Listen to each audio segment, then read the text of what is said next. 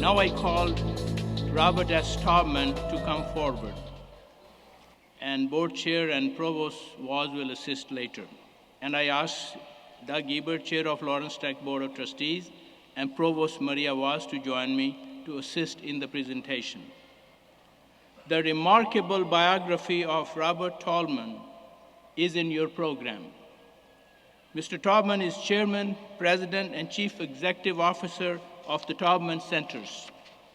He joined the company in 1976, was named Executive Vice President in 1984, and Chief Operating Officer in 1988, and President and CEO in 1990, and Chairman in 2001. His company, nationally and internationally renowned, is involved in the ownership, management, and/or leasing of 27 regional, super-regional, and outlet shopping centers in the United States and Asia. Under his leadership, Taubman's U.S.-owned properties are the most productive in the publicly held U.S. regional mall industry. A nationally recognized real estate expert, Mr. Taubman serves on the boards of some of the most prestigious organizations of his industry, as well as several boards that work to improve education and higher education. One look around the Lawrence Tech campus will tell you, if you were there recently, the Taubman family has long been a major benefactor. Robert's father, A. Alfred Taubman, studied architecture at Lawrence Tech in 1940s and put that education to work transforming the American retail landscape and the U.S. economy itself. Major gifts from Taubman family have resulted in construction of A. Alfred Taubman Student Service Center, which opened in 2006, and the most recent jewel in the Lawrence Tech's crown, A. Alfred Taubman Engineering, Architecture, and Life Sciences Complex, which opened last August. Both these buildings give Lawrence Tech students the finest facilities in research, instruction, student services, facilities that are equal of any top university. So, Mr. Taubman, for your work in the community, for your work in strengthening the Michigan economy and worldwide influence, and your longtime support of Lawrence Tech, we are delighted to present to you with this doctoral degree. Your citation reads, Robert S. Taubman, the President and Trustees of Lawrence Technological University, extend to you the highest honor that this university can bestow, the degree of Doctor of Business Administration.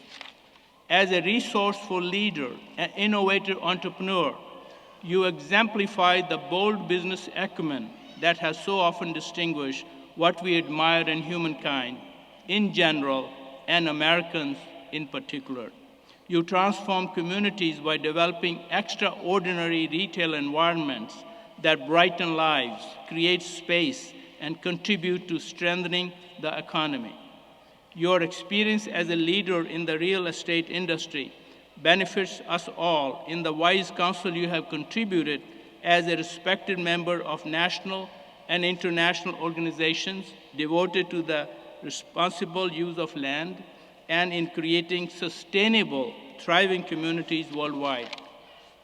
You also, Mr. Taubman, have been admirably generous in providing devoted leadership to organizations that enhance opportunity and promote education, enriching our nation in untold ways.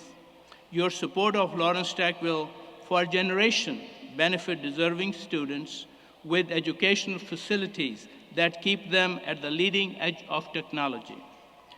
While your family has long been associated with pioneering innovation in the retail environment, you have used your talents well and methodically and sagaciously moving in a new direction to impart your considerable knowledge and extend your company's reach nationally and globally. So in recognition of your remarkable accomplishments, your inspirational leadership, and your service to the causes of commerce and business enterprise, Lawrence Technological University is proud to grant this degree honoris causa with all its rights, privileges, and honors thereupon pertaining. Congratulations.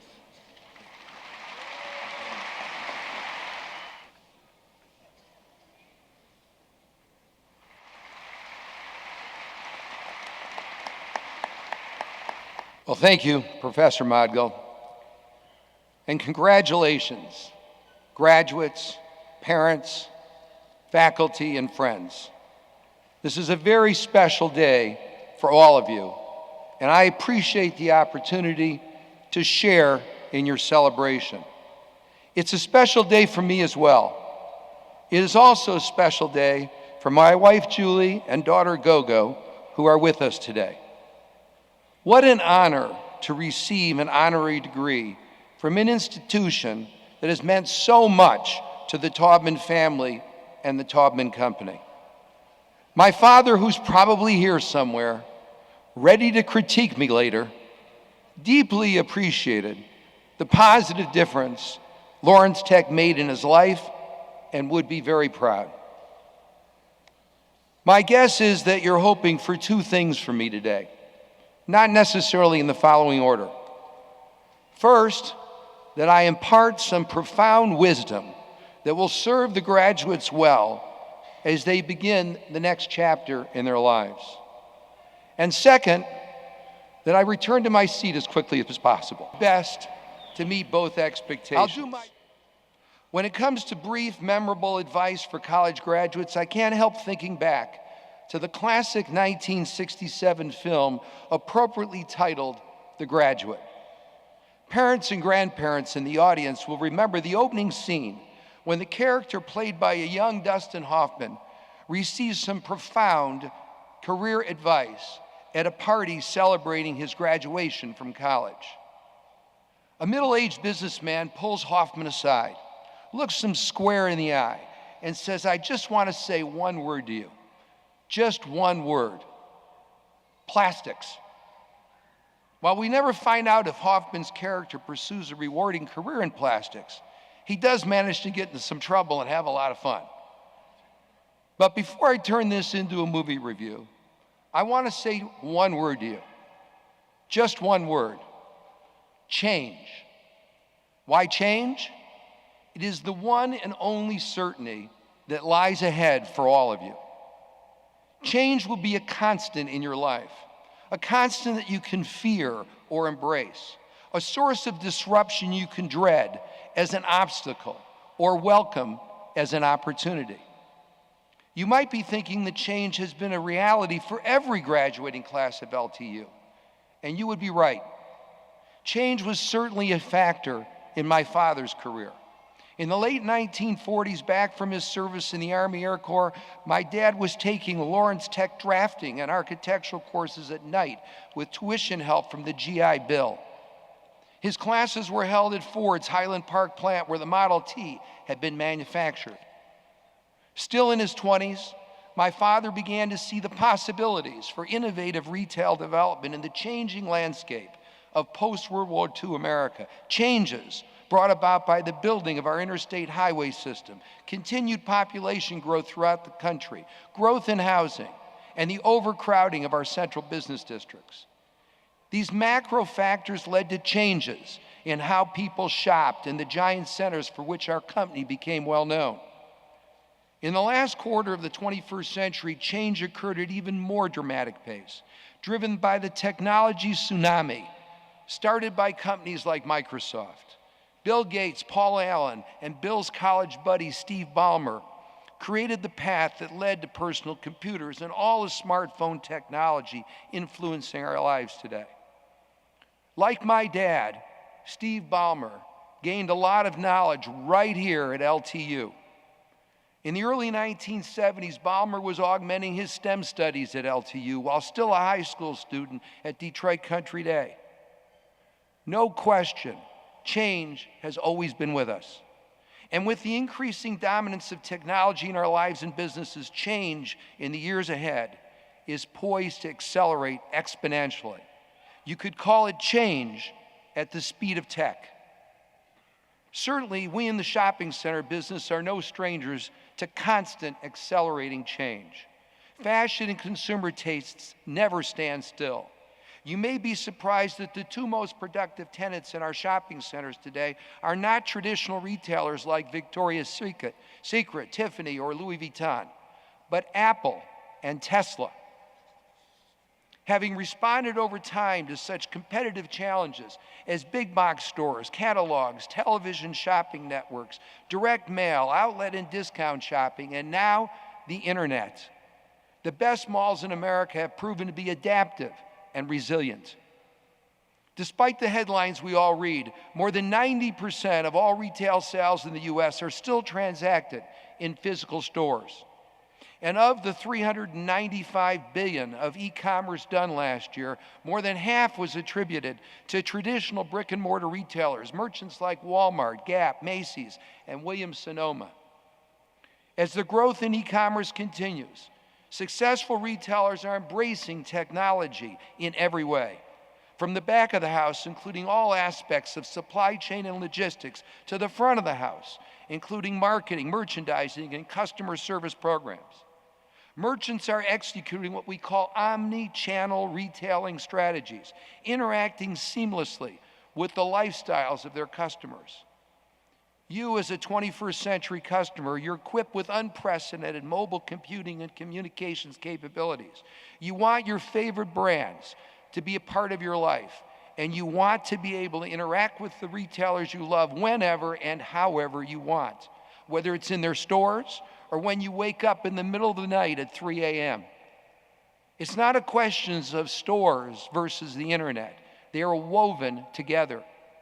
In fact, we now believe that 70% of all brick and mortar purchases start online. Recognizing the unique power of physical space to acquire customers very efficiently and build brand loyalty, pure play online retailers are opening brick and mortar locations in our malls. Web retailers like Amazon, Warby Parker, and Bonimus, which was just acquired by the biggest brick and mortar retailer, Walmart. At the same time, we've seen the increasing popularity of experiential retail. Restaurants, entertainment, and recreational venues have never been more important to the appeal of our centers. You can experience these exciting changes just a short drive from here at Great Lakes Crossing Outlets in Auburn Hills. Complementing the center's collection of outlet and specialty retailers are such attractions as Bass Pro Shops Outdoor World, the Rainforest Cafe, a 1,000-seat food court with a children's play area, Legoland Discovery Center, the Sea Life Michigan Aquarium, a 25-screen AMX Star Theater complex, and Round One, a new bowling and entertainment center. This is a worldwide phenomenon. At Starfield Hanam, the center we just opened last year in South Korea, east of Seoul, experiential mall attractions include Aquafield, an indoor-outdoor water park with a relaxing rooftop spa, the Sports Monster, featuring 30 different sports and entertainment activities, including amazing rock climbing balls, a pet hotel to accommodate your dog or cat while you're enjoying the center. And then there are the food offerings, representing literally 70 different types or different options. Great Lakes Crossing Outlets and Starfield Hanam are the future of retail. They're laboratories of change, demonstrating that people, whether in the US or Asia, still value stimulating physical activity and social interaction. But shoppers also appreciate the immediacy and efficiency of technology. Shop at a Taubman Center today, and you want to take advantage of the free Wi-Fi we provide and use our mobile app that assists you in locating stores, learning about the hottest sales, pre-ordering at Starbucks or Chick-fil-A, and finding a parking space. Of course, not all malls are thriving in this dynamic, changing environment. Change can be disruptive and a destructive force. When we took our company public in 1992, there were 2,000 regional malls in America. Today, there are about 1,000. We see this trend at work in the greater Detroit market. Centers like Summit Place in Pontiac, right here in Pontiac, and Northland in Southfield have suffered the same fate as 8-track tape players and TV dinners. By the way, if you guys don't know what an 8-track tape player is, just ask your mother or father. There's still much more consolidation to come. In this environment, the strongest retail assets, those that can stay relevant and adapt to change, will gain market share.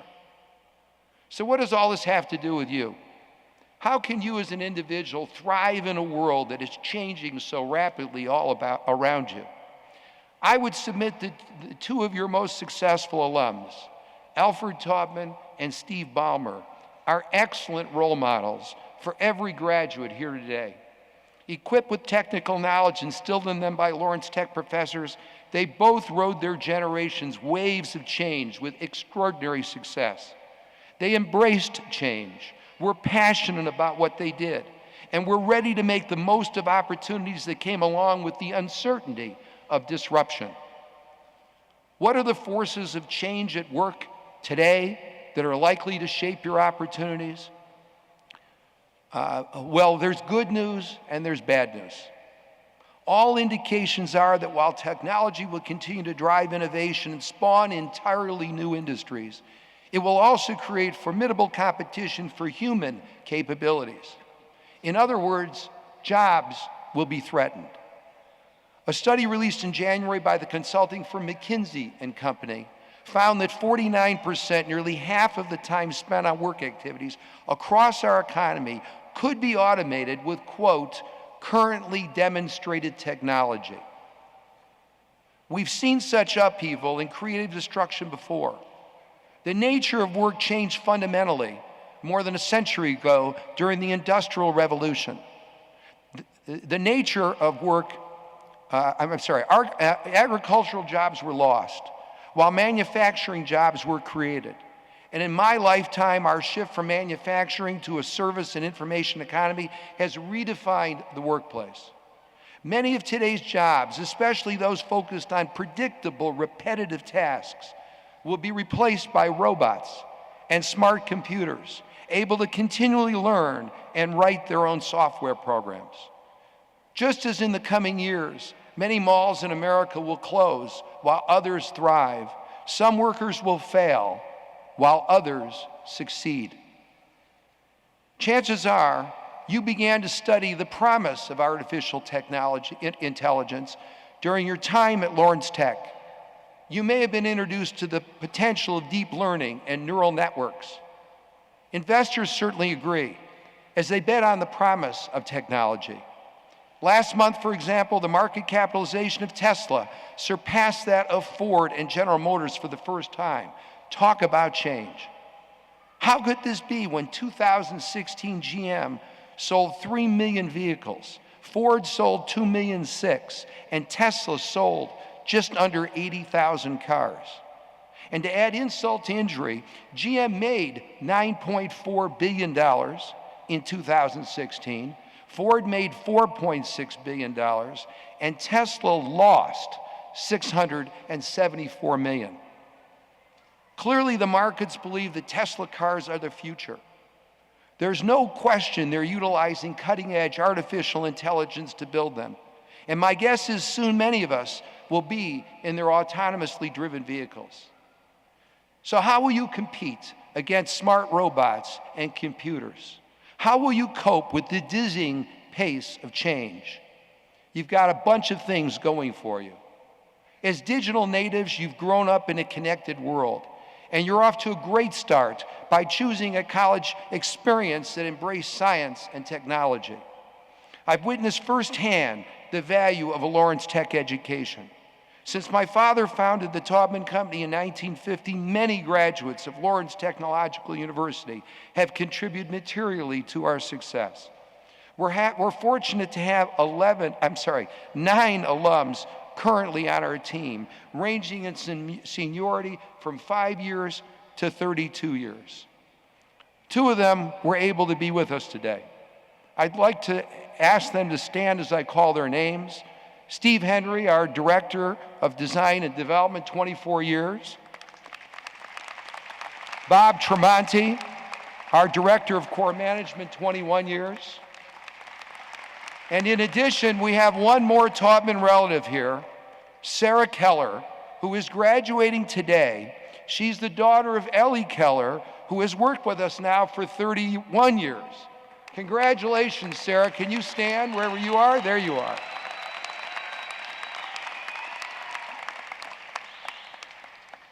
I'm also proud that many of our talent alumni executives have served over the years as LTU adjunct professors and guest jurists for a number of design studios.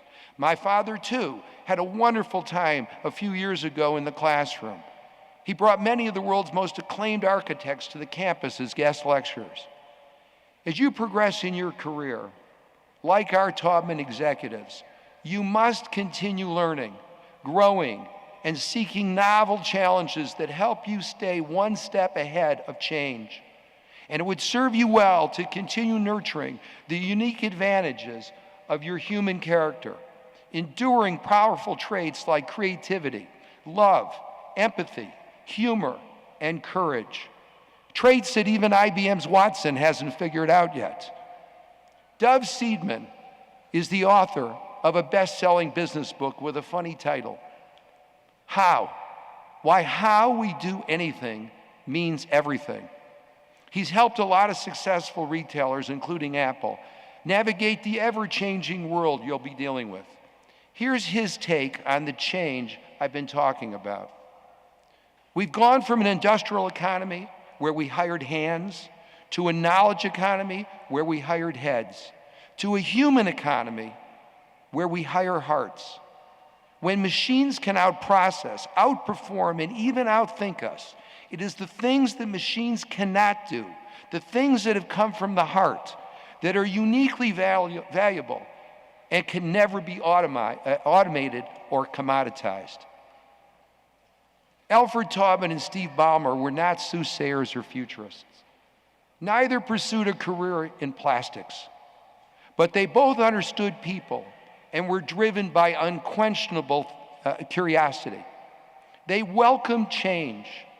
That's a pretty good recipe for success in any environment. So as you celebrate your graduation and look confidently to the future, once again, I want to say one word to you, just one word: change. Welcome it, embrace it, and ride its disruption to extraordinary success. And when you do, it would be wonderful to remember to share a portion of those rewards with your alma mater, I should say our alma mater, Lawrence Technological University. So congratulations and best of luck to all of you. Thank you.